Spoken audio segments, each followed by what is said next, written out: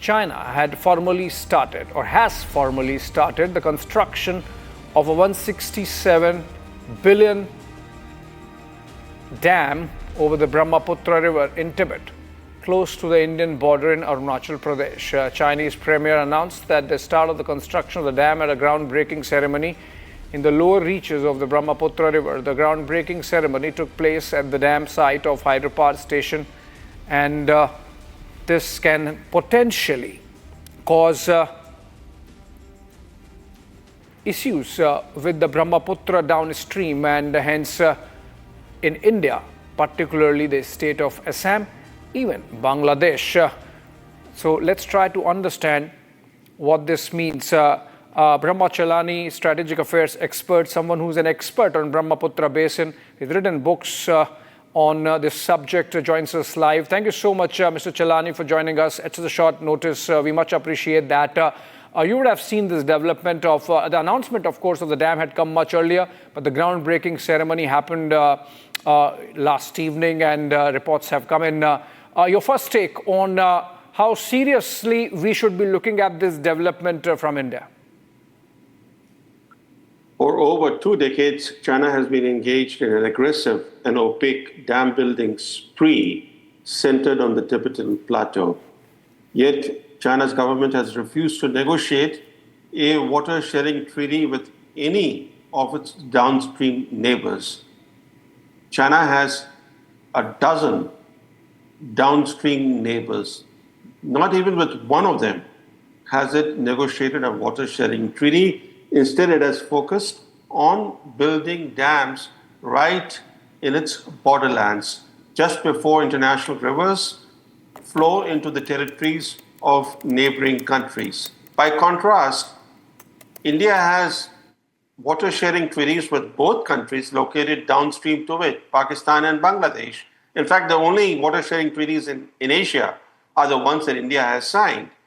But I think the focus needs to be on China's aggressive dam building spree. As we all know, the Three Gorges Dam is currently the world's largest dam.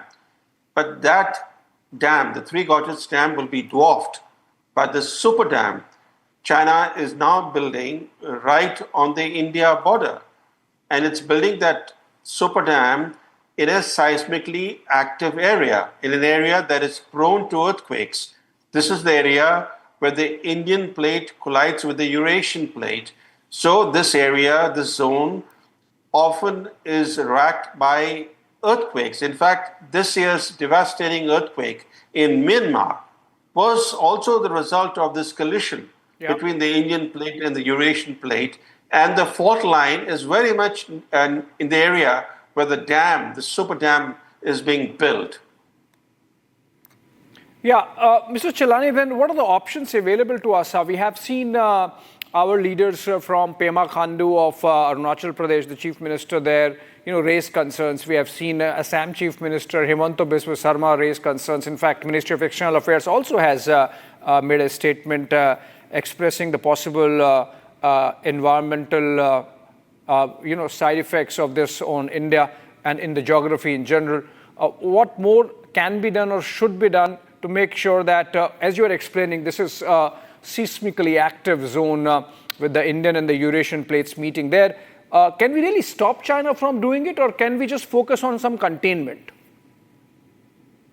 I think it's very important to first spotlight what China is doing, which we are not doing. We are not spotlighting China's aggressive dam building activity right on India's border. This has important implications for the safety of our own people. For example, this super dam is a potential ticking water bomb. If it were to collapse, not just thousands, tens of thousands, maybe even hundreds of thousands of people in the Assam plains would die. So India is going to be affected ecologically in terms of potential dam collapse, in terms of disruption of water flows downstream into India and Bangladesh. If India does not speak up, who else will speak up? We need to spotlight what China is doing. That's the first thing that we need to do. We need to shame China by highlighting what it is doing unilaterally with no transparency, this kind of opaque dam building right on India's frontier, and in a way that that actually increases the risk for millions of people downstream. I mean, Mr. Chilani, for that we will need to get really aggressive, and it sort of does not go with the present zeitgeist, so to say, of toning down of rhetoric between both the sides. Well, if we don't speak up, then we will allow China to have its cake and eat it too. That's the reason why during Operation Sindoor, right, China was the third party in the conflict. It was providing real-time satellite reconnaissance data and other intelligence to Pakistan so that Pakistan could actually target Indian military sites.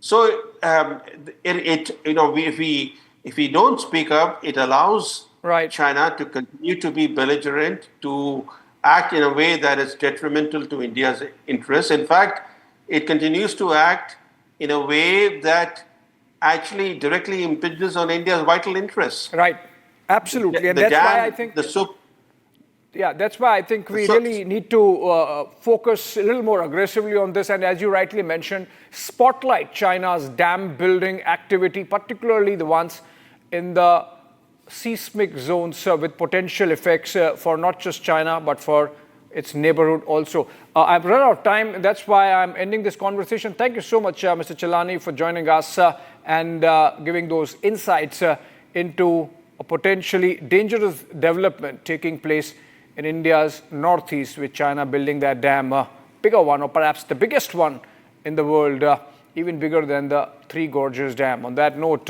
friends, we have come to the end of this bulletin. This is what all we could pack in these 30 minutes. A short break. On the other side, get me right.